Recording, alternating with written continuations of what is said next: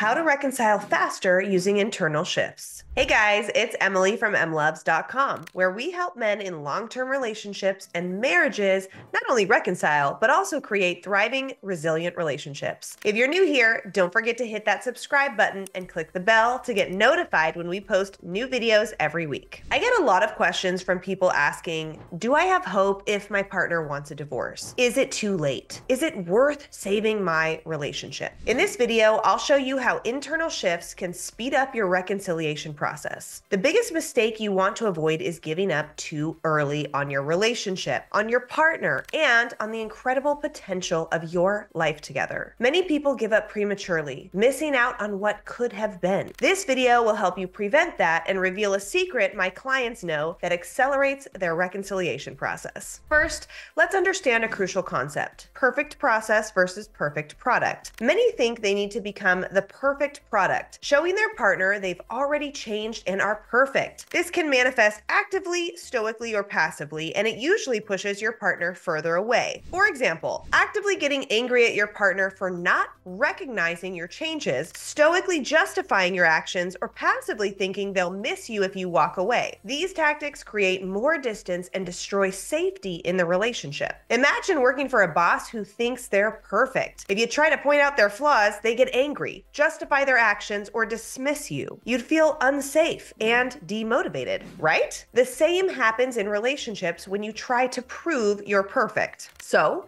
what's the alternative? Embrace the perfect process. Instead of defending or proving your changes, admit you're not perfect. Acknowledge your flaws and commit to working on them. In our program, we teach the mea culpa method. Here's a sample. Hey, partner, I appreciate you expressing your feelings. I may not fully understand the pain I've caused, but I see some of my flaws and I'm committed to working on them. If I were in your shoes, I'd feel hopeless too. I'm taking time to reflect and change so I don't repeat those mistakes. One of our clients received this response from their partner: whatever conversation you had seems to be working. Thank you. He's talking, engaging, and it's not frantic or desperate. It's refreshing, authentic, and sustainable. This is the power of the perfect process, not the perfect product. Admitting your flaws creates safety and hope for a better future. Many of you might think, is admitting my mistakes enough?